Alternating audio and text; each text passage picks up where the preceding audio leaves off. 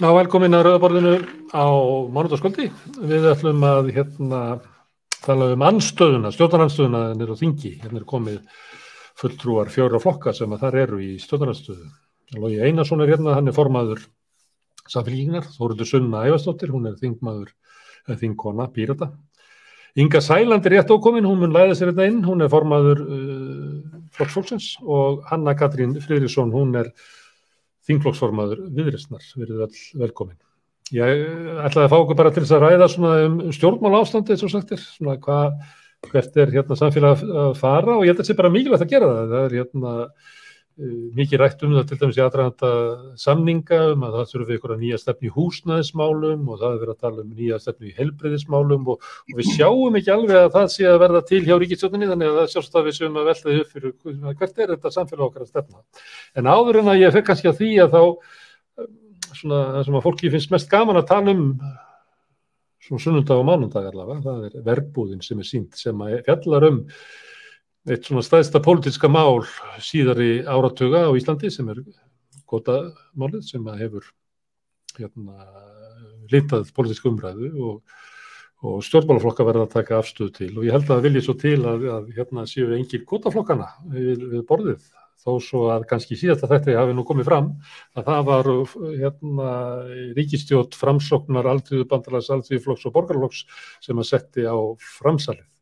En ég held að sé rétt hjá mér að þið séu í flokkun sem allir eru svona meiri andstöðu við kvótafrumvarpið. Það sem langar til að spyrja ykkur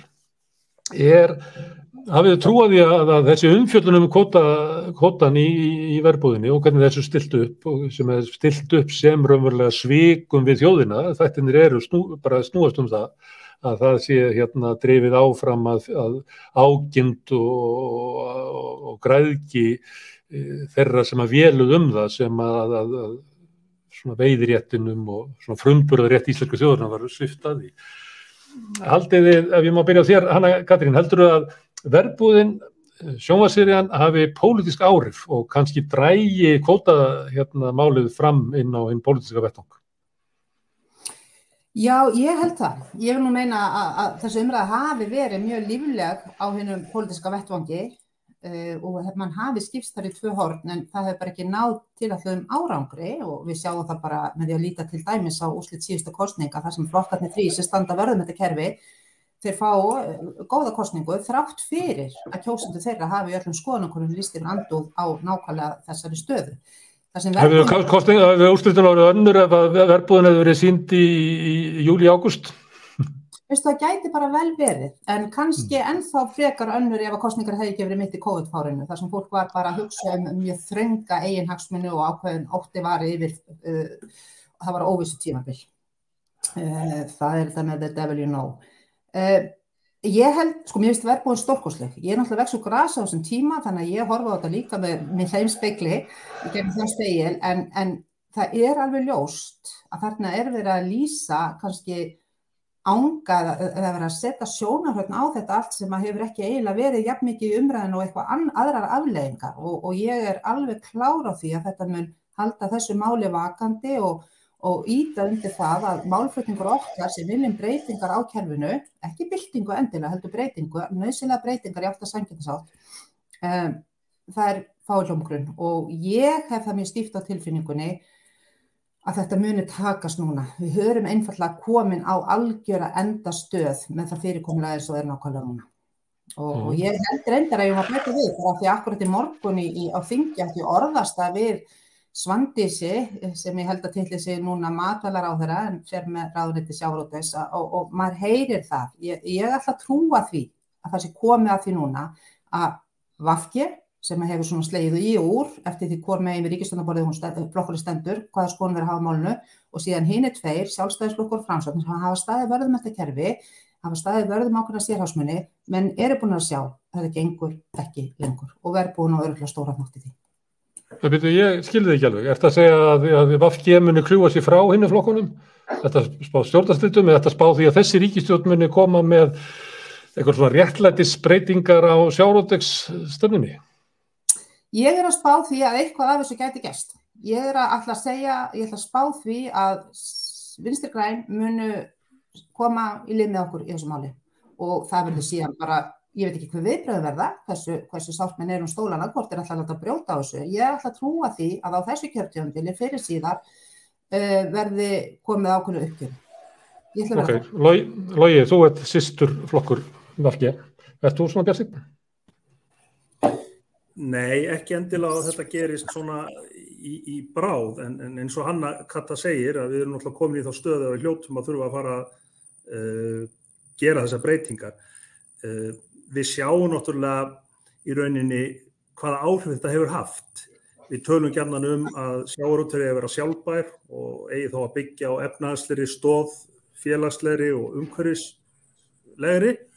Og markmið kvótakerfisins í upphafi var auðvitað að reisa undir efnahagslegu stoðina og styrkja hana og umhverfisstoðina líka, þó menn greinir nú kannski á það. En sko félagslega stoðin alltaf veik og við höfum náttúrulega séð hvað byggðum hefur blætt vegna þess. Hin birtingamyndin svo auðvitað þessi óheyrilega auðsöfnun á fárra hendur sem að gera það líka verkum að við erum komið með aðila sem eru brjálæðislega sterkir. Og ekki bara eins og í gamla daga þeir hafi verið svona höfðingjar heima í héraði og sterkir innan ákveðnar atvinnugreinar, heldur eru þetta fyrirtæki og einstaklingar sem eiga orðið í nánast allri okkar svona virðiskeðju og á matvælamarkaði, orkuframleiðslu, tryggingafélögum, bönkum og guð má vita hvað. Það eiga bara landið og miðin, það bara fjölskyldur sem bara eiga Ísland. Já, þolir þetta illa, þannig að það verður að gera þessar breytingar. Ég held hins vegar að það gæti eitthvað gerst í málunum, að því við skulum ekki gleyma því að Framsóknarflokkurinn hefur þó allavega á síðustu árum opnað á ýmsar breytingar. Við minnir að Sigurður Ingi hafi verið komið með frumvarp sem að gerði ráð til dæmis fyrir tímabundnum veiðiheimildum, sem svona fyrsta skrefið í að setja sprengja þetta upp. Sjálfstæðisflokkurinn stoppaði það þá. Þannig að ég held að það séu öfl innan flestra flokka sem að sjá að það þarf að breyta kerfinu. Hvort að þau fórni þessum notalega veruleika sínum, þar sem að þau eru eiginlega bara svona eins og flestu hjónabönd Íslandssögunnar frá árið 1000 til 1950 byggð á hagkvæmni. Ég veit það ekki, en fyrr eða síðar hlýtur eitthvað að gerast. Þórhildur Sunna, þetta þannig að bara nú þetta fer ekki lengra, nú verðum við að breyta kvótakerfinu. Upplifir þú þessi svona einhver tímamót sem að fyrir svona, ég vissum að fyrir svona 4 mánuðum hefði ég spurt ykkur að þessu, þá hefði þið sagt að þú veist að þetta væri ríkisstjórn aðgerðarleysis sem myndi verja undir kerfið og það myndi bara ekkert breytast í kvótakerfinu á næstu 4 árum. Hvað, hefur eitthvað breyst? Ég held að þessi ríkisstjórn sé ekki að fara að breyta neinu þegar kemur að kvótamálum. Ég bara alveg samfærð það. Hvort að Viðreisn finni, fyrirgeðu, nú ég að hugsa það sem Hanna Katrín var að segja, hvort að VG finni sko eitthvað samvisku hjá sér að það gangi ekki að hafa allan arðinn og alla rentuna af þjóðinni í heilt kjörtímabili viðbót, það gangi frá borði kannski líklegasta svona niðurstaðan af þessum 3 valkostum sem að Hanna Katrín sló upp svona mínumati, sko. Ég sé einhvern veginn ekki fyrir mér að Sjálfstæðisflokkurinn sé að fara að heimila nokkra breytingar á þessu kerfi, en það bara byggir hann sína tilvist mjög mikið á því að viðhalda þessu kerfi og mjög margt svona í þeim flokki sem að gengur bara út á að kvótakerfið verði nákvæmlega eins og það hefur verið núna lengi og jafn óréttlátt og það hefur verið. Þannig að ég sé einhvern veginn ekki fyrir mér að þau séu að fara að breyta því á nokkurn einasta hátt. Ég hef tilfinningu gagnvart þessari ríkisstjórn einhvern veginn að hún sé minna líklegri til að halda heldur en hinn, þótt að þetta sé mjög miklu leyti sama fólki náttúrulega sömu flokkarnir sem að skipa hana, þá einhvern veginn meiri þreyta í mannskapnum og minni svona vinskapur finnst mér á milli fólks heldur en að síðasta kjörtímabili og það er það sem að þarf til að þrauka í svona skrýtnu og ósamstæðu samstarfi eins og þau eru í, það er að þeim líkja minnst að kosti velvíkjart annað og mér hefur fundið svona aðeins að brotna undan því sko, bara strax í byrjun þessa kjörtímabils. Þannig að kannski þar sem að sé svona möguleika á eitthvað breytingum er bara ef að þessi ríkisstjórn gefst upp á einn eða annan hátt. Ég held eins og að verðbúðin sé afskaplega mikilvæg fyrir hvað maður segja, samfélagið til þess að átta sig á bara sögunni og átta sig á því hvað þetta mikið óréttlæti, átta sig á því hvaðan þetta er mjög góð upprifjun, held ég, á því hvers vegna skiptir máli að breyta þessu kerfi, hvers vegna það er óréttlátt og hvers vegna það á ekki að leyfa þessu að viðgangast. En sko, ég sé þessa ríkisstjórn hunsa þjóðaviljan í fleiri máli heldur en þessu og þau virðast einhvern veginn bara komast upp með það. Inga, það er svolítið merkilegt með verðbúðin að þjóðin horfir á þetta og segir já, þannig þessi sparibaukur og þannig Hemmi Gunn og þannig þessi lög og ég sjáðu herðapúðana og svona við kannast við alltaf og þannig spillingin í kringum sjávarútveginn og þannig hvernig sem að tróðið í gegn og við vitum þetta allt saman, það er ekki að segja okkur neitt sem við þekkjum ekki og maður veltiði fyrir sig sko, er ekki eitthvað af þessari þjóð að hún er að horfa á leikna þáttaröðum stærsta þjófnað Íslandssögunnar á svona í svona góðlátlegu svona svona erum við nú skrítin. Þetta er svolítið skrítið vegna þess að sko áhrifin af verðbúðinni er það vegna þess að vitið allir sko. Hún myndi ekki hafa þessi áhrif á okkur ef þetta væri að halda ykkur fram sem að allir bara vissi ekki sko. En sko, ég tek undir það Gunnar Smári, en hins vegar þá fer það náttúrulega ekki á milli mála, við vitum það líka öll hversu óbúslega fljótt við erum að gleyma. Og ef hlutirnir eru ekki endalaust endurteknir og verða að ýta þeim áfram, þá virðist bara fólk gleyma og þetta svo kallaða gamla góða gullfiskaminni. En mér finnst bara nánast átakalegt í rauninni að horfa á margt einmitt ekkert hjá mér, að horfa ekki nema náttúrulega þegar þau fara á blinda fyllir og að leika sér einhverstað saman allsber einhverstað eins og í gærkvöldi. En þá kannski segir man en að öðru leyti nei, þá sýnir þetta og dregur fram hlutina eins og þeir voru og eins og ég þættinum þar síðasta sunnudag þá var maður hrökk eiginlega við þegar að þessi gæi var að koma og þau náttúrulega fara ekki alveg út í manninn og svona og reyna að breyta nöfn og eitthvað en maður sá að þarna var samherja kóngurinn að mæta til þess að kaupa gugguna. Og allt þetta, hvernig það var og loforðinni kringu það eins og við vissum og var alltaf umræðu, nei, við ætlum ekki að fara með kvótann úr sjávarplássinu, við ætlum ekki að gera það og svo sjáum við núna hvernig við sögðum alltaf í gamla daginn í reykfylltu bakherbergjunum voru þeir að sjóða saman þetta og hitt, það nákvæmlega það sem er að gerast þar sem þessi sjávarútvegsráðherra í verbúðinni er með sitt reykfyllta bakherbergi og kallarnir klappan uppi við það, nú er framsælið komið og tryggja þetta og hitt. Sko, þetta er allt sem við þekkjum og allt sem við vitum, bara sorglegt hvað við erum fljót að gleyma og hvað við erum ekki bara duglegri að láta það hafa það sko, en hins vegar breytir ekki þeirri staðreynd að við erum búin að mæla fyrir og berjumst fyrir því þó það sé ekki nema að taka það í skrefum og það eru fleiri flokkar eins og Píratar hafa verið duglegir, sérstaklega duglegir í því að fylgja því eftir. Við viljum frjálsar handfæraveiðar og það er staðreynd að það er ekki það sem mun skemma lífríki í kringum sjóinn, kringum landið segi ég. Þannig að sko það er forkastalegt að hafa leyft þetta framsal sko hérna megin á sama tíma og þeir vissu það að þeir væru í raunin að skera mjög marga mjög sjávarpláss á háls þar sem er hreinlega að blæða út. Við viljum gjarna reyna að sauma fyrir sári og snúa ofan af þeirri öfug þróun og það er grátlegt í rauninni hvert við erum komin vegna þess að þetta eru fyrirtæki eins og þú segir sjálfur, þetta eru örfáa fjölskyldur sem eigi orðið landið og miðin og það eru okkar auðlind, okkar sameiginlegu auðlind innan gæsalappa því að hún verðist bara vera sameiginleg þegar það henda sumum eins og ráðherranum í verbúðinni þegar hann kemur fyrstu grein og þetta skal vera sameign þjóðarinnar og allt það. Það var nú akkúrat það sem gekk erfiðast fyrir okkur í þessari svokölluðu stjórnarskrárnefnd. Það var að fá að koma auðlindarákvæðinu inn í stjórnarskrána með tilliti til þess að það væri raunverulega sameign þjóðarinnar þannig að það þetta er þessi pólitík sko, hagsmunagæslan eins og ég tek heilshugar undir með Þórhildi Sunnu, auðvitað vitum við það að Sjálfstæðisflokkurinn hann berst með kjafti og klóm gegn öllu því sem heitir réttlæti hvað þetta varðar, því miður.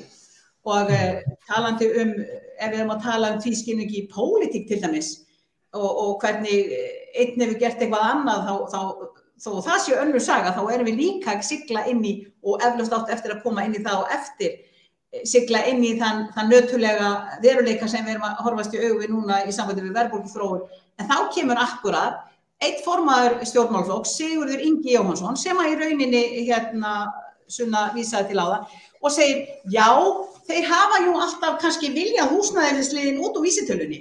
En hann gleymir að segja, en hins vegar erum við náttúrulega búin að vera hér með ráðuneyti og í síðustu ríkisstjórn og nána sitja að þessum ríkisstjórnum meira og að minna frá því að lýðveldi var stofnað með svona smá hléum og við höfum hingað til ekki vera að gera neina sérstaka athugasemd við þennan húsnæðisliði í vísitölunni og allt það, þú veist. Það er alveg sama hvert litið er, pólitík og guð minn góður. Það er alltaf að tala um PR og publicity, við höfum bara að segja eitthvað sem selur. Við höfum bara að reyna að segja eitthvað í kjósandi, hei, sjáðu, við viljum gera allt fyrir þig, við viljum gera allt fyrir alla, kjóstu bara mig. Ég þoli ekki þessa pólitík, ég bara þoli ekki. Ég veit ekki að ég gera. Það er okkur frétt í þessu að Inga Sæland þolir ekki pólitík. Já.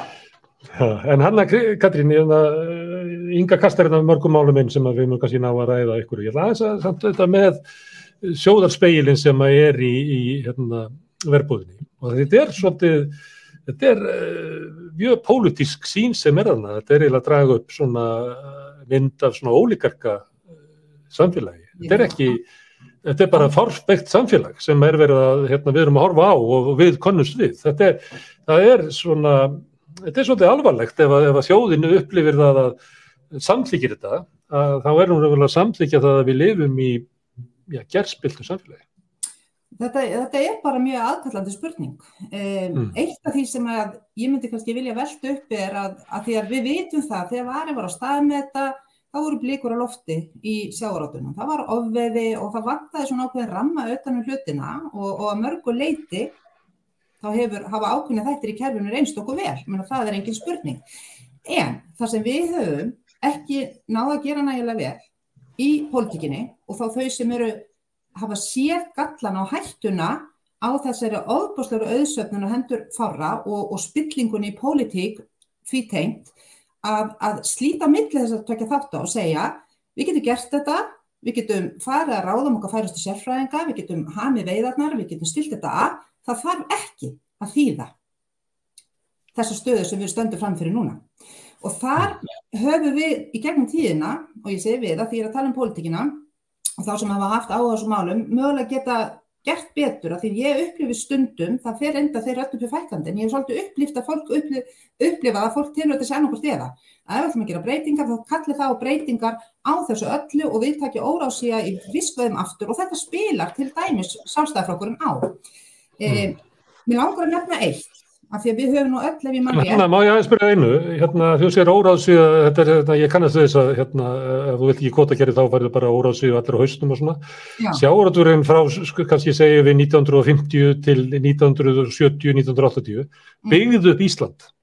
Það bara færði, það er óráðsíðu tíminn, var sú sem að setti höfn í byggðirnar, frystihús, kirkju, félagsheimili, skóla, heilsugæslu, byggðu upp Ísland. Þannig að á þessum tíma það sem hefur verið að tala sem hafi verið stjórnlaus, óráðsía og vitleysa, þá bara var það er svo miklu meiri aflstími heldur svo tími sem að kvótakerfið skaffa okkur. Alveg rétt, en ég sérst að þegar ég tala um óráðsíu og takk fyrir að gefa mér færi á að skýra það, þá meinti ég nú frekar óveðina, af því að við vorum alltaf komin í ákveðna ógöngur þar.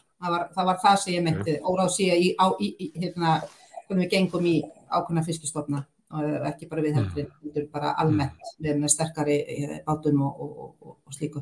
En sko, aftur af því við erum að tala mér þykir og ég verð að nefna þessi blessaða skýrsla sem að Alþingi bað ég hafði forgöngu að reyna og ég var þar með ákveðna fyrirmynd. Ég var með fyrirmynd hvernig eignarhald kolkrabbans var teiknað upp hér fyrir einhverjum áratugum.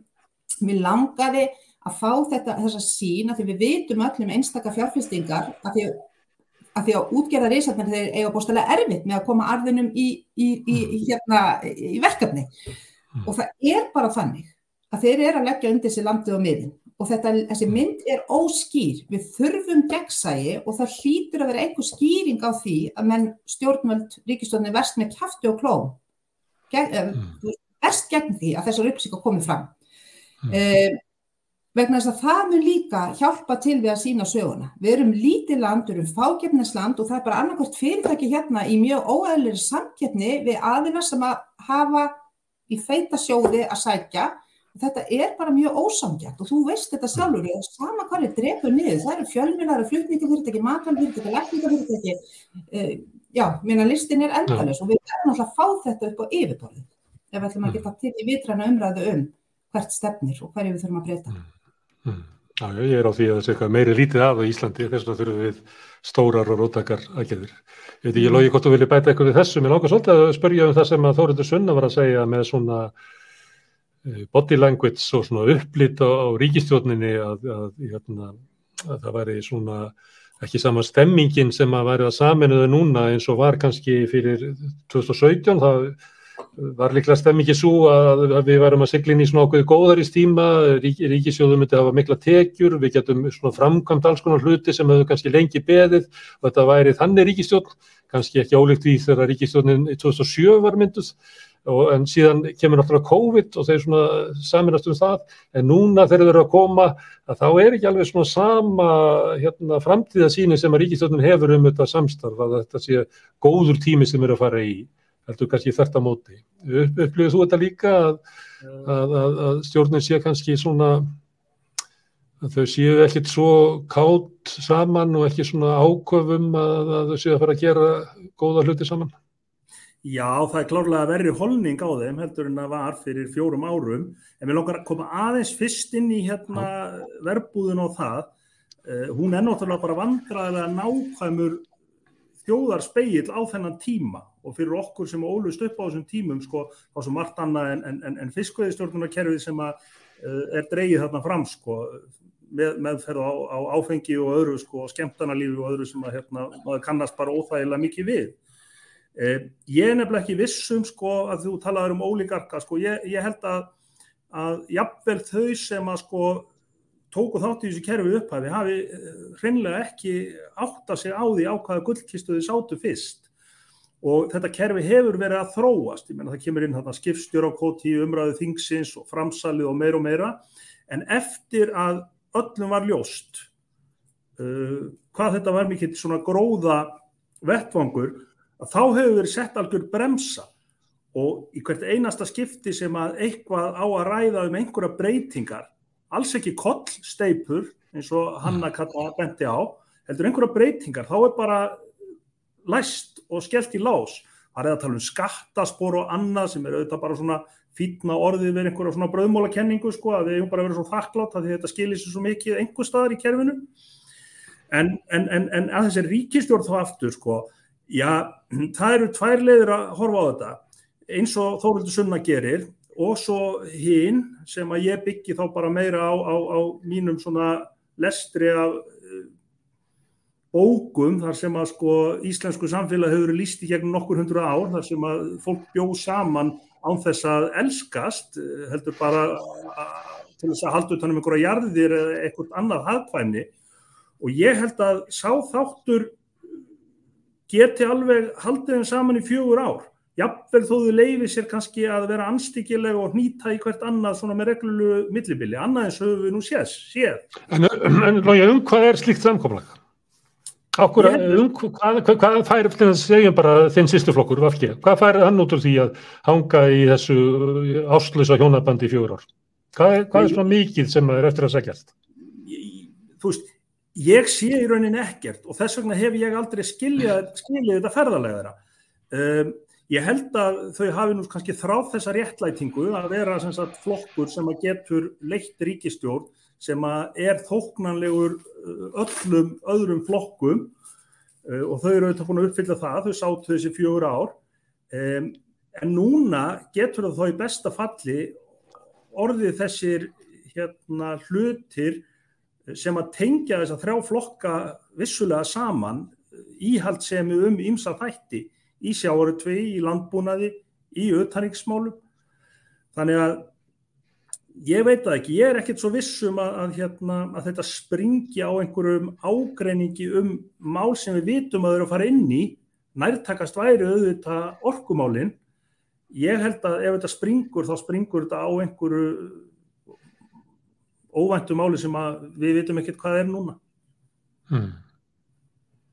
Ok, en þú nefndir orkumálin, má ég spyrja það, Þórhildur Sunna, það svona, nú svona komið svona eggjahljóð í virkjuna sinna og erum við kannski að sigla inn í eitthvað svona svolítið svona tímabili eins og í upphafi kvótamálsins það verður slegist virkjunarrétt allar heiðar í einhverju svona hugmyndum að það sé kannski stærsti ávinningur núna út af þörf fyrir orku út af orkuskiptum. Já, heldur betur. Mér finnst Guðlaugur Þór bara líka við að vígbúast gagnvart náttúru Íslands.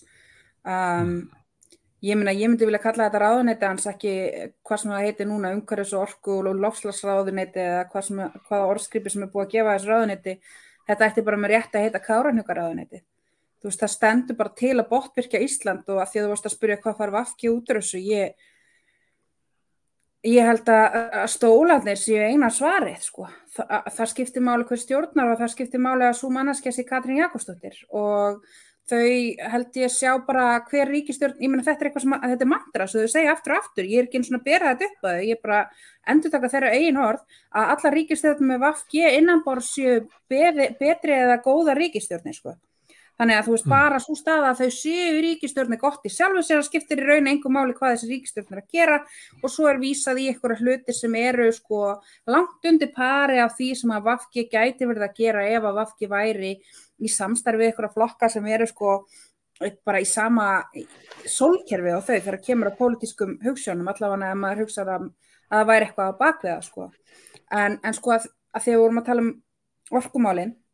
Ég meina, Guðlaugur Þór skipar starfshóp sem að meta orkuþörf Íslands með tilliti til áætlana ríkisstjórnarinnar orkuskipti og setur í þann hóp einn fyrrverandi sjálfstæðisþingmann og hagfræðing, einn fyrrverandi þingmann Vinstri grænna og hann jarðfræðingur, hann Ari Trausti og svo bara hagfræðingur frá samtökum iðnaðarins sem bara, þú veist, skrifstofustjóri þar. Þau eru sett saman í hóp sem á að meta faglegar forsendur fyrir því hvað að virka mikið á Íslandi. Eins og það sé eitthvað, ég meina, hvar eru umhverfis- og auðlindafræðingarnir, hvar eru líffræðingarnir, hvar eru, þú veist, í alvörunni einhverju vísindamenn sem að geta verkfræðingar, sem að geta lagt eitthvað faglegt mat á þetta. Þannig eru þetta bara verið að leggja upp í einhvers konar áróðurspappír sem þau ætla að kalla grænbók það að það eigi að botnvirkja Ísland og þetta verður gert á vakt hins ætlaða græna flokks Vinstri grænna. Það er náttúrulega bara alveg með miklum ólíkindum að fylgjast með þessu. Ég er alveg sammála lofa, ég held ekki endilega þetta sé að fara að springa á einhverju svona fyrirfram gefnum deilumálum, Það væri þá frekar einmitt einhverju óvæntu. Og ég er ekkert endilega að halda því fram að þau lifa ekki af þetta kjörtímabil. Ég hugsa að þau geti það alveg. Ég bara segja að mér finnst það líklegra núna heldur en síðast. Þá fann ég það bara með 99% líkur að þau myndi lifa þetta kjörtímabil af því þau voru búin að býta það í sig að þau yrðu að klára kjörtímabili. Það var bara svona sjálfstætt markmið. Og það hékk allt á því. Það varð að klára. Ég meina það var líka mikil áhersla lögð á þetta í stjórnarmyndina viðræðanum sem að við vorum í. Að það yrði að klára kjörtímabilið. Þannig að það búið, sá tími búinn og það virðist einhvern veginn minnst að ekki vera jafn mikil vinsemd á milli lengur, það ekki jafn samheldinn hópur, þau ekki jafn mikið svona við og þið, þú veist, gagnvart stjórnarandstöðunni þótt að þau séu þetta mjög valdsækin og verri gagnvart stjórnarandstöðunni að mörgu leyti heldur en þau voru, að þá eru þau ekki svona jafn miklum teymisfíling. En mér langaði svona, ef ég má, bara aðeins að koma inn á verbúðina aftur að því að við erum búin að vera að ræða það. Að því að þú talaðir Gunnar Smári að þetta væri svona vondur spegill fyrir þjóðarsálina.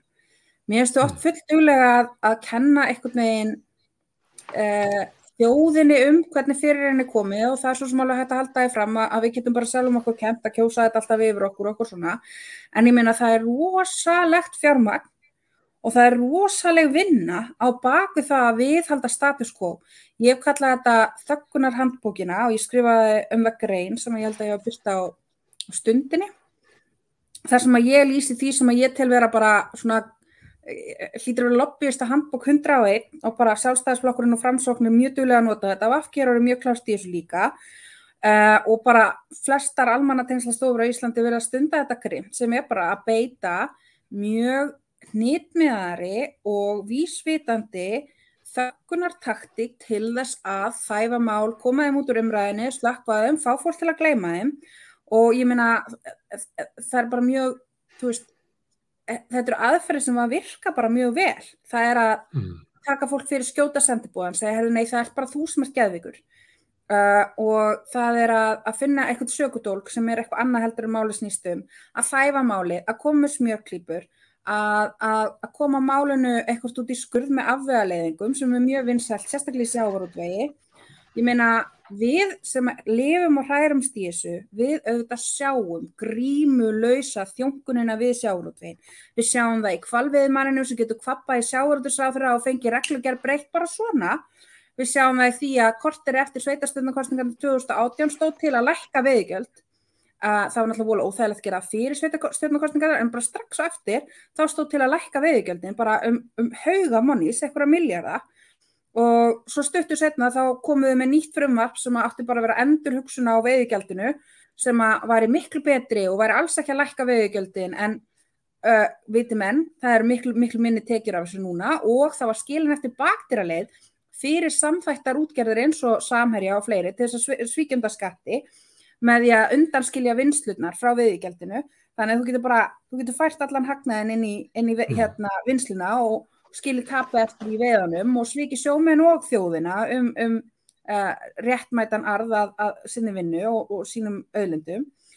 Og ég meina, við sjáum það líka til dæmis bara í auðvitað, hver var sjávarútvegsráðherrann? Hver sjávarútvegsráðherrann sem var að hætta núna og hvernig var brugðist við þegar ég fór að stað með frumkvæðisathugun hans stöðu gagnvart Samherja eftir Kveiksþáttinn fræga. Ég hef aldrei upplifað eins mikla mótstöð og eins mikla valdníðslu og þegar ég fór að stað með þá frumkvæðisathugun. Í kjölfar Kveiksþáttsins, hvað búið að gerast? Það komu innantómar yfirlýsingar að stæði til að gera A, B, C, D og E og F og það hefur ekkert af þessu gerst. Og að því við vorum að tala að kortleggja hvað útgerðin á, utan útgerðarinnar. Ég meina, Fiskistofa hefur ekki einu tæki og tól til þess að meta hver eru tengdir aðilar í sjávarútvegi og getur ekki fylgt eftir lögum hámarkseignarhlut kvóta og það ekkert búið að gerast til að breyta því nefnd eftir nefnd, en það stendur það ekki til. Það alveg augljóst að þessi flokkar sem eru í ríkisstjórn núna hafa mjög undir því að viðhalda þessu kerfi og þau varðveita það og vernda það mjög grimmt og þau hafa mjög stóra bakkjarla í því að hjálpa til við að viðhalda núverandi kerfi. Þau nota til þess ýmis tól til þess að rugla umræðina og til þess að gera grílur úr þeim sem að vilja breyta kerfinu og þau hafa ýmis tól til þess að fá almenning til þess að efast eigin vitund og þekkingu á því hvað réttlátt og hvað ekki. Þannig að ég veit ekki, mér finnst Íslandingar ekkert eitthvað vond þjóð. Ég held að það sé bara mjög sterk sérhagsmunagæsla hérna sem mjög erfitt að eiga við og hluti af því sem að veldur eða gengur illa að eiga við það að við sem að viljum breyta til og erum ekki hluta þessari klíku erum ekki nógu góði að vinna saman og standa bak við eitt annað þegar að sérhagsmunagæslan hjólar í eitthvað okkar sem ekki hluta sama krátinu, skilur. Við eigðum alltaf rífast í hvert annað. Já, ég alveg saman á þessu. Ég var hérna við rauðaborðið í síðustu viku menn sem hafa verið að gagnrýna kvótakerfið í 20-30 ár, einmitt út af verbúðinni. Og það var svolítið sláandi svona síðasta hringinn sem ég fór og þá spurði ég þau svona viðbrögð samfélagsins við gagnrýni þeirra. Og það var bara, sláandi að hlusta á það, Hversu, þeir eru mætt, hatramri, hatrumum árásum og þöggunartilburðum. Menn sem og ekki bara frá stórútgerðinni sem að gróf undan þeim með því að ringja í atvinnurekendur þeirra og láta reka það og allt þetta, Heldur var líka svona bara, RÚV hefur ekki talað um í 20 ár, sagði maður sem hefur verið með sterkustu gagnrýni á fiskveiðistjórninni á Íslandi í dag. Þannig að þetta rosalegt. En ég hef tekið eftir því að útgerðin ekkert byrjað að svara verbúðinni. Eina sem þarna hann að vagga og velta þarna auglýsingin sem í öllum tímum og sem að bendi til þess að þessi vörn, hvað þeir eru góð í vörninni, ef maður má segja þess að svo. Að þau voru tilbúið með þessa auglýsingaherferð vegna þess að þeim grunaði að verbúðin væri nú að fara að draga sjávarútveginn inn í eitthvað svona undarlegt samhengi að þeirra mati og þá skellaði bara á svona léttri, skemmtilegri auglýsingu og bíða svo að sjá til. Ég hef ekki séð neitt einasta skrif í blöðin, svona þetta nú ekki allt satt sem í verbúðinni, ekki eins og Hannes Hólmstedt hefur skrifað. Þannig það bara verið að bíða þannig að verbúðin líður hjá og þá munum við sjá svona með hvað aðferðir ætla að beita vörninni. Já, það var líka arfa vitlaust af þeim að fara á stað í einhverja rosa herferð gegn verbúðinni sem svona vinsæl. Þetta bara smart PR að láta þetta eiga sig og vera bara létt og þægileg og þegja þetta af sér. Og merkilegt í raun að það sé ekki verið að kalla þau meira inn í fréttaþætti og annað til þess að ræða þetta út af því að þetta svo ofalega í hugum margra. Maður hefði haldið ef að fréttamiðlar gengur raun bara að því að út af það að laða að sér lesendur, að þá væri auðvitað mjög vinsælt að tala sjávarútveginn í þessu samhengi við fólk sem tengir sjávarútveginum og hefur verið að lobbya fyrir hagsmunum sjávarútvegsins, en ég hef allavega ekki séð það. List náttúrulega einleik í umræðin og fjölmiðlar ættu náttúrulega að taka verbúðin upp, vera að greina þess að ekki bara hvort að var Steingrímur virkilega á skýlunni í Sundi, heldur verið gaman að sjá bara fréttaskýringu fiskiþingið sem að var í síðasta þætti. Þú veist, var þetta svona? Og það bara staðreyndin svo, þetta var bara nákvæmlega svona. Það eiginlega leikið bara beint upp úr fiskiþingi. Þetta alveg kostulegt. Herðu, en Inga, mér langar að spyrja þig aftur það sem að Þór Hildur var að segja með sambandi við að VG sé ekkert að fótursun mögulega stólana og það svolítið svona persónlegt og þannig ég var að velta fyrir mér og ég var að hugsa með að vera að tala maður mann eftir mörgum svona mönnum sem hafa verið ráðherra og svona hversu glaðir þið voru í lífinu áður að vera ráðherra og eftir þið voru ráðherra. Ég myndi ekki mæla við neitt að hann yrði ráðherra. Þetta ekki eftir svona verð. Ég kannast ekki við þetta fólk sem svona rosalega selt ævin á enda því að hafa eins og verið ráðherra. Eða þvert öfugt. Þetta eru frekar svona pirraða fólk sem rekur hornin í umræðuna og finnst ekkert vera eins og á að vera. Hvað það sem að fær VG til þess að halda það sér svona ótrúlega eftir svona verð að vera ráðherra?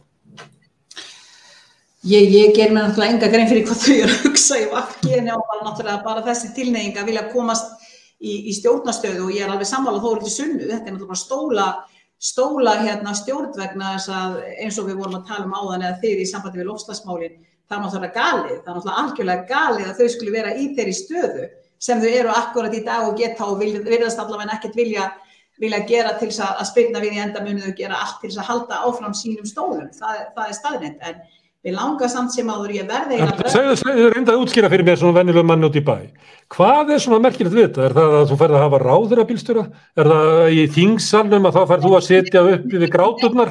Eða vegna þess að í þingsalnum þá kallar þú einhvern hæstvirtan en loga bara háttvirtan? Hvað snýst þetta?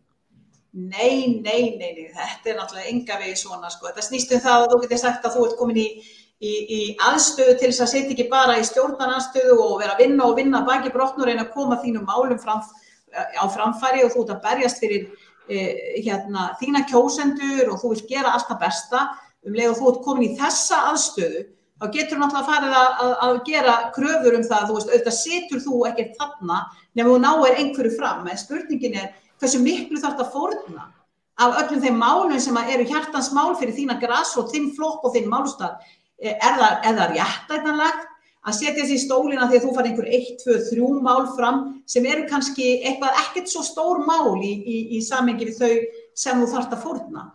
Þannig að ég segi auðvitað vilja allir ef þeir eru virkilega í pólitík og í stjórnmálum til þess að gera gagn og þá auðvitað þurfa þeir að komast í álnir til þess að hafa áhrif. En spurningin ertu tilbúin að kaupa það hvaða verði sem það kostar og ertu tilbúin í rauninni að heita forsætisráðherra og það sé kannski faktist fjármálaráðherra sem stýrir landinu einvið. Það þar sem ég svolítið stödd hvað það varðar. En í sambandi við VG þá langar mig að benda á það. Ég ekki sammála því að þau séu að hugsa að gera eitthvað jákvætt hvað varðar kvótakerfið, enga veginn. Og það kom fram í óundirbúnum fyrirspurnum í dag þegar Eyjólfur Ármannsson hreinlega spyr eftir því ætlar hæstvirtur sjávarútvegsráðherra að styðja sína eigin samflokkskonu það breytingafrumvarp sem hún að óska eftir í sambandi við strandveiðina, í sambandi við smábátana. Og hún ætlar bara ekki að gera það. Og þá spyrir maður sig líka, er þetta eitthvað plott? Er plottið að fá vegna þess að ég býst ekki við að Lilja Rafney, svo góða kona, sé að koma fram með eitthvað frumvarp alveg í trússi við vilja þingflokksins? Ég býst ekki við að nokkur maður muni leggja fram mál í nafni síns þingflokks eða sem einstaklingur í þingflokki á þess að þingflokkurinn viti af því og sé því meðmæltur Það er náttúrulega gríðarlega mikilvægt mál Inga fyrir VG því að þetta náttúrulega það sem þetta eiginlega höfundaverk Jóns Bjarnasonar. Þetta er VG mál, strandveiðarnar og það mjög skiljanlegt að grasrótin í VG leggja áherslu á því að vernda það og styrkja. Já, þau náttúrulega svifu eins og logi Akur núna rétt fyrir kosningar í þessum kjördæmi þar sem við vitum að sjávarbyggðirnar okkar að þeim blæðir og lofuðu öllu fögru og ef þau fengju umboð þá myndu þau virkilega berjast áfram fyrir bættari afkomu byggðana og meira öryggi fyrir strandveiðarnar og fyrsta verk nánast þessa nýja sjávarútvegsráðherra sem Svandís Svavarsdóttir hún einfaldlega skerðir strandveiðarnar 1500 tonn og það sem annað mjög athyglisvert og hefur ekki verið skoðað þegar við erum að tala í rauninni spillingunni í kerfinu, hvernig í rauninni við sjáum í verbúðinni að það verið að búa til eitthvað skringilegt kerfi framsals, kerfi alls konar það sem að sogi burtu lífæðin sogin burtu úr samfélögum margra út all land að þá allt í einu þá kemur þarna fór þetta algjörlega, nú ég alveg og ána með þetta það sem alveg augljóst að þau eru ekki að fara að gera nokkuð skapaðan ræðilegan hlut því miður, þannig að í stað þess að fylgja þá eftir sinni stefnu og grasrótar ákallinu eins og maður að heyra þau að fá bátt fyrir, Svandís að fá bátt fyrir og hún gerir eins og ágæta Þorgerður Katrín gerði á sínum tíma, hún stólar á vísindamennina, hún vill bara fá Hafró til að segja sér allt. Hafró sem bara núna síðast í fyrravor týndi þriðjungnum á þorskstofninum bara eins og ekkert væri. Og ég mótmæli því að þetta veiðikvóta ógeðslega kerfi hafi verið sett á vegna þess að hér hafi verið ofveiði. Okkur var í lófalagið að losa okkur við Spánverja, Breta, Rússa, Normenn og alla þá sem voru beinustuleið inn á Íslandsmiðum og mokuðu aflanum okkar upp. Það hefur ekkert gengið eftir sem að var í rauninni grundvöldu fyrir því að þetta kvótakerfi eins og það í dag. Sem að markmiði var einfaldlega að reyna að efla þorskstofninn og veiðarnar þannig að eftir einhver örfá ár, 4 til 6 ár, það átti að vera hægt að veiða aftur einhver 500.000 tonn. Við erum enn að hjakka í sama farinu 24 árum seinna eða hvað mörg sem þau eru, jafnvel fleiri. Við erum enn að hjakka í sama farinu, það er ekkert gengið eftir. Þannig að ég að segja, við sáum það í verbúðinni, við sáum allt ógeðið í verbúðinni. Þetta var bara ógeð og þetta var bara svona og þessi skipstjórakvóti þegar þeir völdu það að skoða til dæmis 3 ár aftur í tíman hvernig þessum útgerðum hefðu gengið, þá skulum við alltaf bara því á þessum tíma þá var mokveiði hér fyrir sunnan og vestan en það var algjör auðná veiði þau 3 ár fyrir norðan og norðausturlandinu og þar sunnan. Þannig að það lá í hlutarins eðlilega þegar þau ákveðnir aðilar sem að myndu fá miklu meira heldur en hinir. Ég veit ekki, það er svo margt ef aðeirgáð sem við þurfum að ræða í sambandi við þetta og við megum bara ekki láta sofna umræðuna kerfið okkar sem við viljum raunverulega breyta og annað því þegar við erum að tala þöggun eins og Þórhildur Sunna bendir réttilega á hvernig stór mál sem að skipta þjóðina miklu máli, það er best bara að þagga þau og það er gert inn í nefndum Alþingis svona slíkt. Þá vil ég benda á það að ég komið frumvarp sem að varða dýravelferð og banni blóðmerahaldi og mér finnst ástæða til að nefna það hér að ég mæli fyrir því í upphafi þings sem einu okkar forgangsmálum það verður einu sinni komið fyrir atvinnuveganefnd, einu sinni og það var með fulltrúum mast og nú á að geyma það fyrir atvinnuveganefnd þangað til eftir kjördæmaviku og þá ég að spyrja fyrir hverja verið þarna að plotta. Þessir örfáu hagsmunaaðilar sem þarna eru bersýnilega, augljóslega að brjóta markmið dýraverndar og löggjafar og það kemur í ljós að það hefur ekki einu sinni verið leyfisskipt síðan 2017. Mast hefur ekki gefið út nein leyfi varðandi blóðmerahald og hugsið ykkur, það er verið að senda mér þvílíkan óþverra, það eru leigupennar og alls konar PR og eitt fullt af peningum, maður sér hvernig hagsmunirnir, peningaöflin sogast á mann, eins og Sunna segir, já bara maður fann bara, þegar hún vildi bara sinna sínu störfum sem formaður stjórnskipunar og eftirlitsnefndar og virkilega kafa í þetta þegar við erum að horfa upp á þetta hrikalega mál í Namibíu. Það bara ráðist á hana með kjafti og klóm og alls konar óþverra. Það að reyna í rauninni, þegar fólk virkilega að reyna að vinna vinnuna sína að samvisku og góðum hug, þá koma þessi öfl. með kjafti og klóm og reyna að býta okkur á barkan. En við hérna látum nú ekki deigan síga. Ekkert okkar hér sig. Nei, Hanna Katrín, þarna lýsing á svona mikli aðstöðu og valdamun inn í þinginu milli stjórnar og stjórnarandstöðu sem svona verið að stjórnin svona valtar yfir, bara fer sínu fram og þið sem eru kjörin á þing, fulltrúar, allir stjórnarandstaða sé ekki fulltrúar, hvað svona 48% þjóðinni og einir 50 eitthvað, það er sáralítið munur. Að aðstöðumunurinn mikill og við getum rætt það. En við langar aðeins að halda þess áfram með þetta með ráðherrastólana. Það kannski þannig, tengt þessu, að það að vera í stjórnarandstöðu eins og Inga lýsti, að það væri svo hryllileg örlög og í sambandi þess að Þórildur var að segja, að það bara fá að vera í herbygginu þar sem ákvarðanir eru teknar, þó svo ákvarðanir séu ekkert í takt við það sem að þú vildir að vera teknar. Það er til þess vinnandi að vera í stjórnarsamstarfi til þess að fá að vera þar. Því að hitt að vera hent út í stjórnarandstöðuna þar sem að þú farið eiginlega enga möguleika annað en að vera að röfla eitthvað í ræðustól, nær engum fram, það valtaði yfir allt sem þú segir, hafnað frumvörpum sem allir vita eru rétt og kannski meirihlutir í þingsalnum með sammála, en það er bara valtaði yfir, þetta er bara svo hryllilegt að vera stjórnarandstöðu þingmaður, að VG meira svo til í að fara ríkisstjórn með Sjálfstæðisflokknum og Framsókn. Já, þetta getur vel verið og þetta er reyndar. Nú ég komin með 5 ára reynslu að baki sem þingmaður og þetta er reyndar eitt af því sem kom mér á óvart þessi skörpu skil stjórnarþingmanna og stjórnarandstöðuþingmanna í hvaða málefni sem var. Það er að segja að við höfum komið okkur upp einhvern veginn kerfi, þegjandi og hljóðalaust og inn í þinginu að það er ígildi eiginlega stjórnarslita ef að stjórnarþingmaður kýs gegn straumnum. Og þetta náttúrulega ekkit grín heldur fyrir stjórnarþingmenn að starfi í þessu umhverfi og þetta er vont og þetta er síðan sérstaklega vont og flækir myndina þegar er ræða stjórnarsamstarf flokkar sem eru jafn ólíkir og þeir sem eru núna. Mín tilfinning er að Sjálfstæðisflokkur og Framsókn séu flokkar sem eru bókstaflega myndaðir utan völdin í þeim skilningi að stólarnir eru allt. Það er allt að vera þarna inni. Það skiptir öllu máli, jafnvel meira máli en einhver útkom úr kosningum, þannig séð, þú þarf bara að koma í það stöðu, þú sért þarna inni.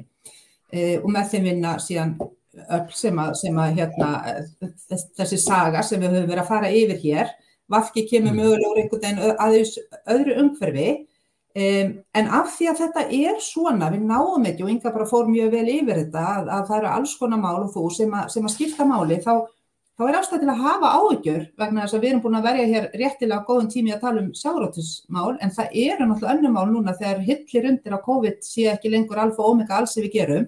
Við erum að stefna inn í kjarasamninga á tíðum hárrar verðbólgu, langt yfir verðbólgumarkmiðum og dýrtíð sem því fylgir. Hvernig ná þessi flokkar, ég veit hvernig bregðast þeir við þeim málum? Þeir eru samstíga í því að halda áfram stefnu sinni í landbúnaðarmálum með því að styðja við og hnika ekki til rándýr og úsíkjengnu styrkjakerfi þar, gott og vel. Við erum að tala orkumáli. Ég hef áhyggjur af því að afleiðingin af því að þessi flokkar eru með ólíka sýn á þessi mikilvægu mál og þetta er snúið. Við erum að tala að fara í mikilvæg orkuskipti, við þurfum orku og þetta er ekki einhver einföld patentlausn til á þessu máli. Það þarf samtal og það þarf innsýn í málið, mögulega málamiðlanir. En ég hef áhyggjur af því að þessi flokkar með jafn ólíka afstöðu þeir hafa, þeir mun ekki fara í þá vinnu. Þeir mun ekki reyna að ná einhverju samstöðu. Þeir munu þegja málin einhvern veginn og einhver frekasti ræður. Ef að þeir fara ekki samtala ná einhverju lendingu sem er til hagsbóta og heilla fyrir land og þjóð, þá munu þeir ekki fara í samtali við stjórnarandstöðuna. Og það verður þingi bara axlust í þessu risa áskorun sem orkumál og loftslagsmál nátengt auðvitað og eru.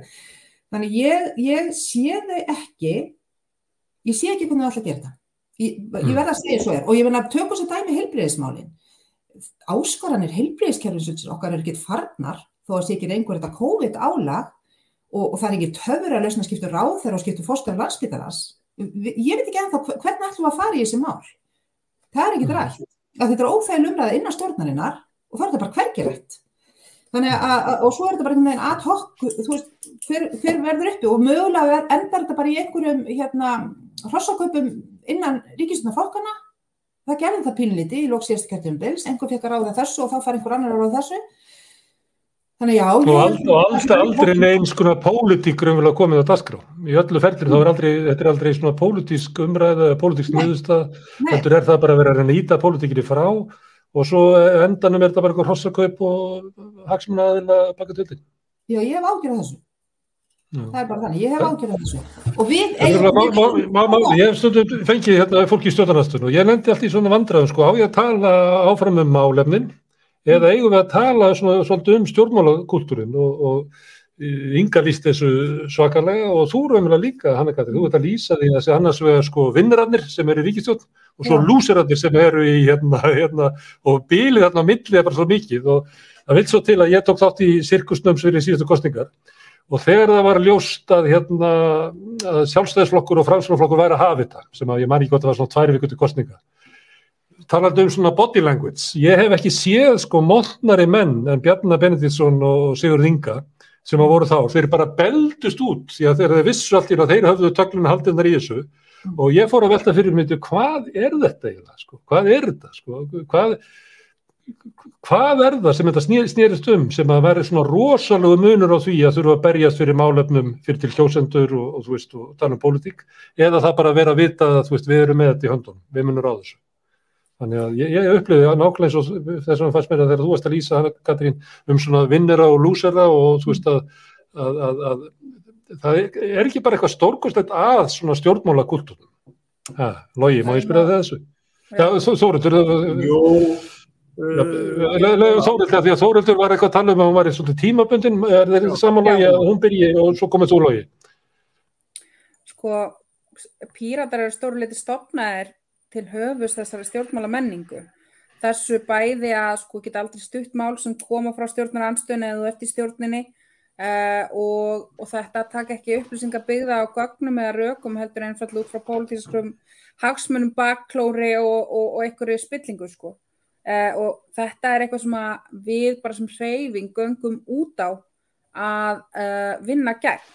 En þú varst að velta fyrir sko hversu þeir eru svona montnir, ég meina stjórnar meirihlutin ræður bara og getur stjórnaði hversu mikla aðkomu minnihlutin hefur, ég meina þau skreyttu þetta voða fínt í síðasta kjörtímabili og töluðu að styrkja Alþingi en við vitum það alveg og við höfum vitað frá því í bankarhruninu að sko aðhaldshlutverk þingsins mjög takmarkað og það gagngert unnið í því að grafa enn frekar undir. Ég fór mjög ítarlega yfir þetta í grein sem ég skrifaði í Kjarnan sem ég kallaði endalok sáttastjórnar Katrínar Jakobsdóttur sem ég skrifaði bara hvernig fór fyrir þessum ætluðu bætingum eða þessar ætluðu styrkingu Alþingi sem var boðið á síðasta kjörtímabili en hvergi að finna í þessum stjórnarsáttmála og ástæðan fyrir þetta mikilvægt ekki því að það svo glata að vera í stjórnarandstöðu og það svo great að vera í ríkisstjórn og að þess vegna skiptir svo miklu máli að vera í ríkisstjórn. Þú veist, ástæðan fyrir því að það skiptir máli að ná í ráðherrastól og komast í ríkisstjórn út af því að þar einu möguleikin á því að breyta þessu kerfi. Og þeir eru svona montnir og ánægðir út af því að þeir geta passað upp á að þessu kerfi verði ekki breytt á meðan þeir sitja þarna, á meðan að þeir hafa þessi völd.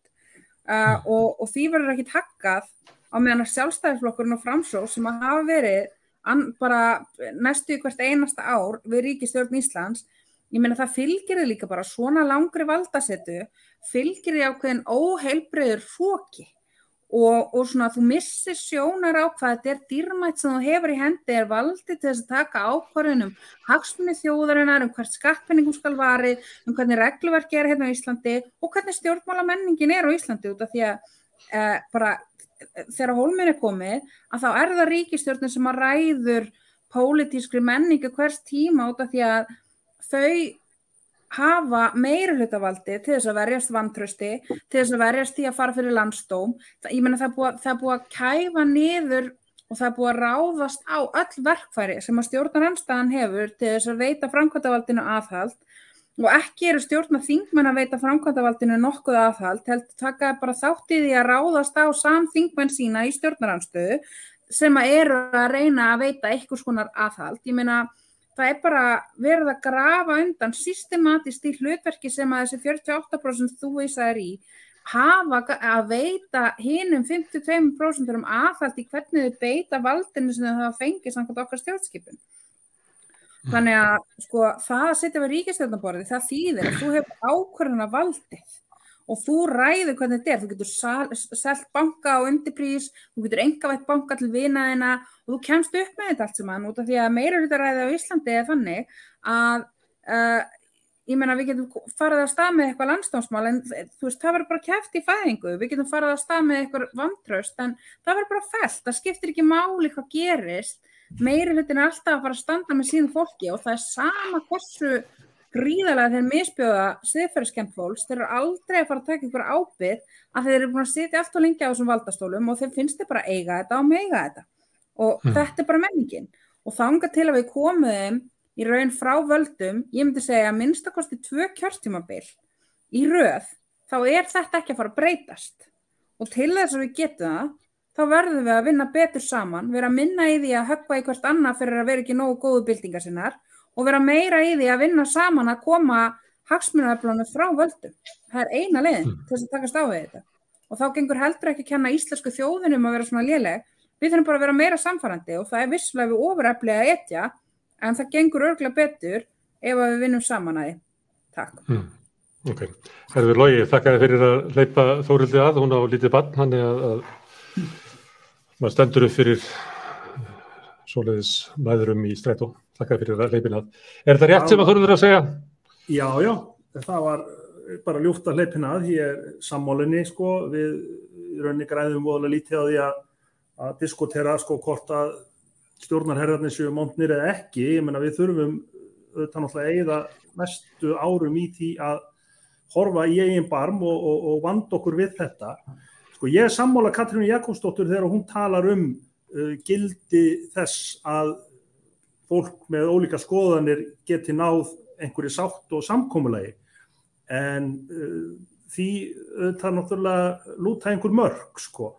Það er náttúrulega auðveldara að vinna með fólki sem er nærðir í grundvallarskoðunum. Og þess vegna finnst mér þetta stjórnarsamstarf mjög sérkennilegt. Við erum búin að horfa upp á það í máli eftir máli að 70-80% þjóðarinnar á einhverju skoðun en 24% flokkur heldur í heljargreipum. Og þessu þurfum við að hrinda. Eina sem við getum gert í því, það er að flokkar sem deila grundvallar sín í mjög mikilvægum málum einbeiti sér einmitt að því að vinna miklu þéttar saman. Og mér finnst að það sé orðin meiri skilningur á því, stjórnarandstaðan núna, hún er samheldnari, að einhverju leyti bara vegna svona öðruvísi samansett. Sigmundur Davíð er ekki áhrifaðmikill og var áður. Nákvæmlega, og við þurfum á því að halda að í aðdraganda kosninga að þá sjáu kjósendur mögulegan valkost við það sem er. Og það gerist ekki nema við snúum bökum saman og sameinumst það sem við erum þó sammála og vinnum að því saman. Unglingahreyfingin hjá þér í Samfylkinginu var að samþykkja þar síðustu helgi, held ég, að leita manningirna orða, svona samstarfs og svona að stíga í vænginn og það var rosa breytt svið, það var allir sem að sitja við þetta borð held ég og Framsókn og alls konar flokkar nefndir líka. Já, ég meina... Er þetta línan inn í flokknum? Er Samfylkingin að ganga í gegnum svona að það verði að búa til sko, já svona hvað við að segja, svona nýja Samfylkingu að tegja sig lengra? Já, ég meina, ég talaði það strax eftir kosningarnar þar sem að við töpuðum að við yrðum að vinna eftir nýju og breyttu leikskipulagi. Og það hlýtur að innibera að við séum opin fyrir frekara samstarfi við aðra hreyfingar og aðra flokka. Sama undir hvaða formerki það svo verður eða hvernig það verður gert. Við höfum séð það bara núna síðustu áratugi að kannski á 20-30 ára fresti þá hafa vinstriflokkarnir í landinu þurft að ganga í gegnum einhvers konar endurnýjun eða félagshyggjuflokkar eða breytingaflokkar. Þetta auðvitað öðruvísi núna. Við deilum ekki allri sín á efnahagsmál með Viðreisn, en við erum hins vegar mjög sammála í risastórum málum varða efnahagsmál, sjávarútvegsmálin, alþjóðamálin.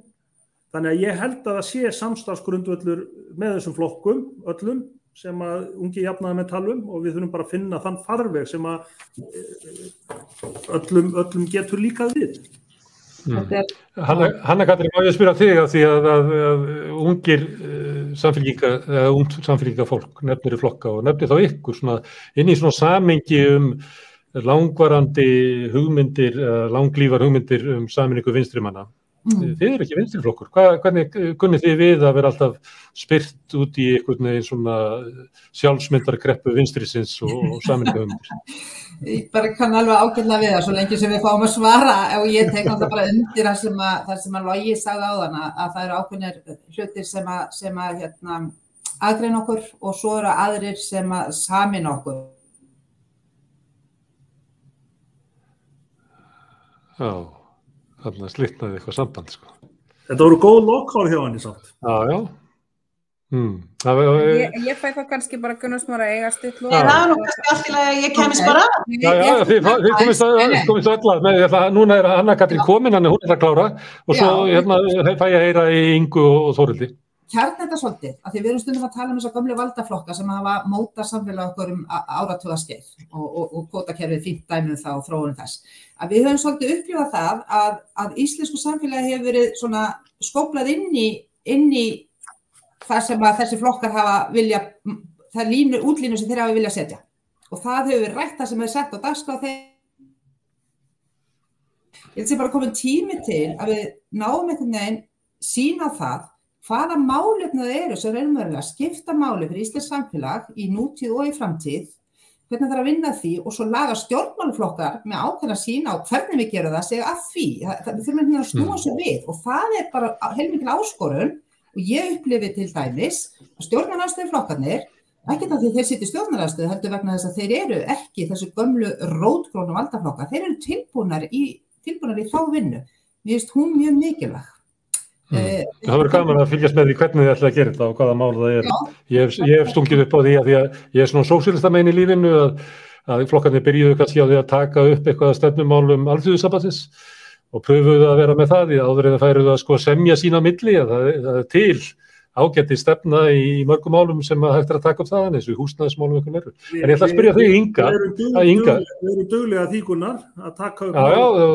Já, kom svolítið reynsla á það í upphafi COVID, það sem að var svona gagnrýni á aðgerðir ríkisstjórnarinnar, það sem að stjórnarandstaðan og verkalýðshreyfingin unnu svolítið mjög vel saman í því að leiðrétta ýmsa hluti.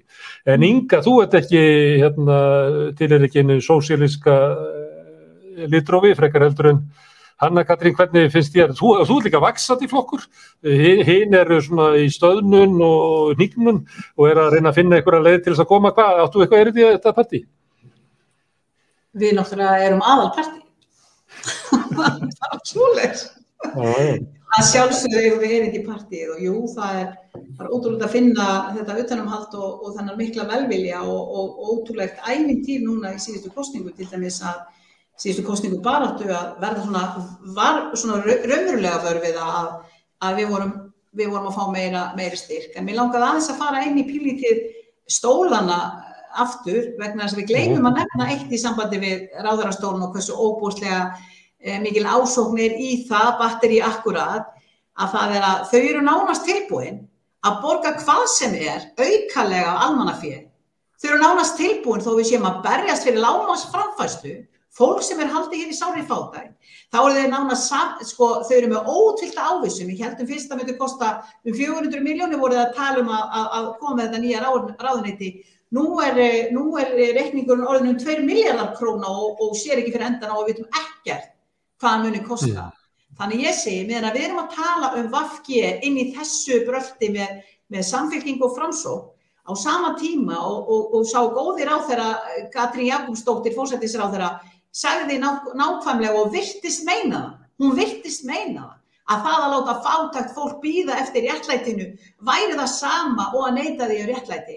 En Inga, ég ætla að biðja þig að svara spurningunni sem að var svolítið í tengslu við það sem að Logi var að segja að stjórnarandstaðan væri svona samheldnari núna vegna þess að miðflokkurinn væri minni og vært að skoða ýmsa kosti og svona fram að næstu kosningum. Gæti þú séð fyrir þér að flokkur fólksins myndi til einhverju eins og það er kallað í Skandinavíu rauð blokk á móti blárri blokk sjálfstæðisflokks og fylgitungla. Og þetta brölt sem var á sínum tíma þegar Samfylkingin var til og átti að verða hið stóra afl sem átti einmitt að svara á móti og þannig var steypt saman einhverju 5 hreyfingum og sjáum við það að það hefur nú ekki akkurat gengið nákvæmlega eftir eins og vonast var til og nei, flokkur fólksins hefði aldrei verið stofnaður. Ég var í Samfylkingun á sínum tíma, ég hef verið eldrauður krati og jafnaðar kona alla mína ævi og á þar blóð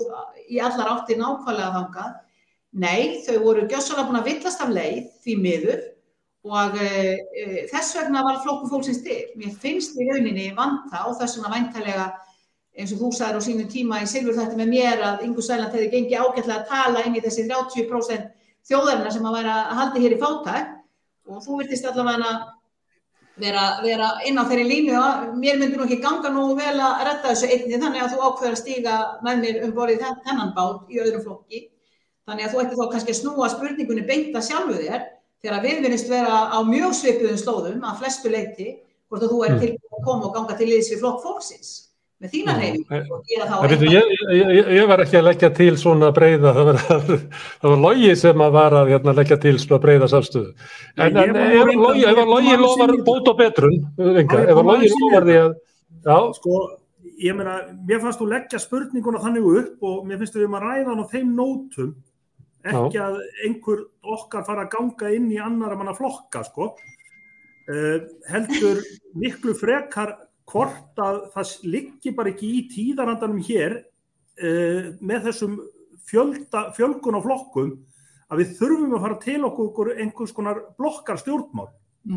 Já, ég var að spyrja Ingu að því hvort að hún geti hugsað sér að vera hluti af svona rauðri blokk á móti blárri blokk Sjálfstæðisflokksins. Já, mér finnst við vera þar og mér finnst og ég tek undir það. Þessi stjórnarandstaða að vera gjörólík þeirri sem að áður var. Mér finnst ég í fyrsta skipti vera að finna það að það sé virkilegu vilji. Við tölum saman að styðja hvert annað. Við þurfum ekki að vera sammála, til dæmis við skulum taka dæmi eins og inn í fastanefnd þegar þú ert með þitt mál og langar að koma á framfæri og meirihlutinn reynir að gera allt til þess að koma í veg fyrir það og þagga það helst og bara sturta niður klóstið. Þá getur þú óskað eftir því með 2 öðrum nefndamönnum, samnefndamönnum þínum að þeir munu styðja þig eða munu þið hjálpa okkur að gera þetta og gera eitt. Og þá er það þannig, við séum bara heiklaust já. Við þurfum ekki endilega að vera sammála málinu en við munum styðja hvort annað. Það er mín trú núna, mér finnst við vera miklu sterkari. Ég held að við getum gert miklu meira. Við verðum með miklu meira aðhald á þessi stjórnvöld núna. Við erum eftir að velja miklu meira undir ykkur. Þau eiga eftir að þurfa að hafa fyrir því. Að hafa okkur í stjórnarandstöðu núna. Þetta verður allt annað, ég er að upplifa allt annað umhverfi heldur en var. Og eftir COVID þegar við getum farið að koma inn að fullum þunga, ég er nú búin að vera hálfgerðum flótta undan þessu út af veikindum heima hjá mér og mínu manni, mér langar endilega eiga hann pínlítið lengur, hann er ekki orðinn það gamall, að þá leiðum maður er komið bara fullur kraft og allir eru komnir inn, restin verður náttúrulega örugglega búin að fá COVID, og sé ég fyrir mér að, vá, við erum eftir að velja hann undir ykkur, ég er ekkert viss að haldi út þetta kjörtímabil. Ok, Þórhildur Sunna, þú þetta hljóma nú bara eins og það sé að vera til rauð blokk sem á getur, rauðaborðið. Ég get að tekið undir að mér finnst allt annað líf í stjórnarandstöðu núna heldur en síðast og miklu meiri samstaða og einmitt, þú veist, það breytir mjög miklu að miðflokkurinn sé ekki einhvern veginn alltaf að búa til rosalegt kaos innan stjórnarandstöðunar og gefa, sko það sem að miðflokkurinn gerði líka var að hann gaf ríkisstjórninni svo mikið skjól sem var óþolandi og þetta var bara svona rosa þægileg flóttaleið fyrir þau. Þið segir við lækkum of mikið skatta en hinn segja við hækkum of mikið skatta. Það er ekkert hægt að tala við þessa stjórnarandstöðu. Hún er bara hvergi sammála, þú veist, þetta var einhvern veginn, þetta var alltaf línu, sko. Þannig að þau gátu alltaf komið sér undan að svara bara svona rosalega basic gagnrýni út af því að einn hluti stjórnarandstöðunnar var ekki sammálaðið með einhverjum öðrum forsendum heldur en að við til dæmis vorum ekki sammálaðið, eða eitthvað slíkt, sko. Það líka bara strax munar miklu að það sé meiri svona hugmyndafræðilegu samhljómur á milli stjórnarandstöðuflokkana núna heldur en kannski var þegar Miðflokkurinn átti 9 þingmenn. Og þú ert að tala um að við sem að sigla inn í eitthvað svona deglutíma þannig að það getur verið spennandi að sjá hvað kemur út úr þessu. Ég fannst þetta skartadæmi nú ekki sérlega vel valið af því að ég hef nú valið mjög mörg dæmi sem að Miðflokkurinn var valdur skaðaðir akkúrat í því að mótmæla mjög háum sköttum. Þú veist, ég meina skattar eru alls konar og við erum þá til dæmis að tala um bara auðlindagjald sem skatt, skilur við. Ég nefndi nú bara eitt dæmi út af því að ég var að hugsa um fjárlaga umræðuna þar sem þetta gerðist einhvern veginn alltaf. Það bara, þau komu sér undan í að svara öllu svona. Ég meina, þau gera þetta í nánast öllu líka, hvort þið sko. Það breytir engu hvort það séu skattar eða eitthvað annað. En mér finnst allavega svona betri samheldni í stjórnarandstöðunni, meiri harka og meiri stemning fyrir því að veita alvörunni aðhald.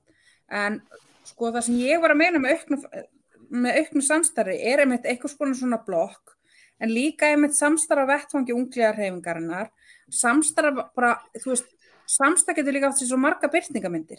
Ég upplifði það á síðasta kjörtímabili að standa algjörlega ein á berangri þegar ég fæði á mig að ég hafi gerst sekum brot af siðareglum fyrir að hafa kallað eftir rannsókn af því hvort að Ásmundur Friðriksson hefði dregið þessi fé með allt sem fram hefði komið. Og það var út af því að allir aðrir voru svo smekið við að skemma einhvern veginn fyrir þessi siðanefnda því að hún átti ju eftir að úrskurða í Klaustursmálinu.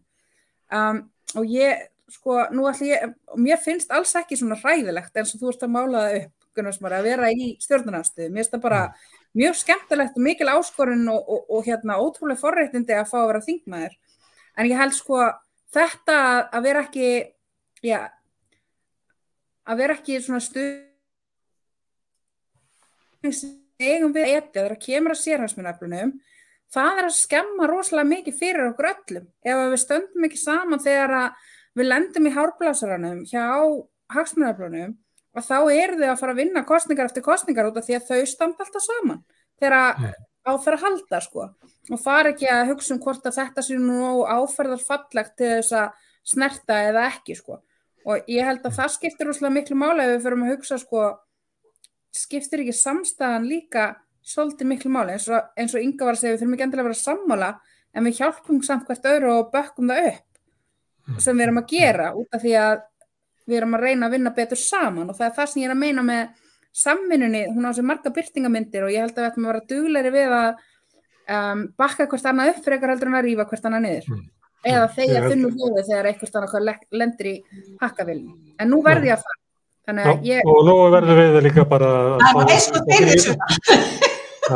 Nú sláum við botnin í þetta og það er rétt sem að Þórður Sunna segir að líklega myndum við ná að breyta samfélaginu mest ef við lærðum að styðja betur við gaggrínandan, að við verðum ekki að skilja fólk oft svona eitt út á berangri þegar það er að gaggrýna valdastéttina og auðvaldið. Forgangsraðaverkefni svolítið líka. Þetta var ekki tillaga að vera bara ein lausn sem myndi bjarga Íslandi. Það var bara sýn svolítið á framtíðina fyrir samfélaginu. Rísi upp fyrir dagumálin. Við erum búin að fara langleiðina með að leysa þetta hérna, en við náum bara ekki að klára það. En ég þakka ykkur kærlega fyrir að gefa ykkur tíma til þess að staldra hérna við rauðaborðið og ræða þessi mál. Þetta var mjög fróðleg umræða og raunverulega mjög kröftug og merkileg. Logi Einarsson, Þórhildur Sunna Ævarsdóttir, Inga Sæland og Hanna Katrín Friðriksson, kæra þakkir. Og hlustendur þakka ég kærlega fyrir að hlusta. Hérna á eftir verður á samstöðunni Rauður raunveruleiki, þar sem að unga fólkið er að ræða sósíalisma og samfélag. Á morgun er það í Reykjavík, þar sem verður fjallað stöðu fátækra í Reykjavík. Síðan verður rauðaborðið hérna klukkan 8, þá ætlum við að byrja á lítilli sirpu sem við erum með, þar sem við erum að skoða kvenhagfræðinga nokkra og við byrjum á það sem er kallað kleinuhringjahagfræði. Ræðum það við nokkra hagfræðinga og líffræðinga og fleiri áhrif þess í samfélaginu. Síðan mun verða þáttur leigjendur og fleira. Samstöðin er að byggjast upp. Ég hvet ykkur til þess að fylgjast með því. Ég hvet ykkur líka til þess að ganga í alþjóðfélagi sem er fjárhagslegur stuðnings bakkjarl samstöðurinnar þeirra dagskrá sem að hérna er flutt. Þið geti gert það með því að fara inn á samstöðun.is en annars þakka ég bara gestum mínum og áhorfendum kærlega fyrir í kvöld. Takk fyrir.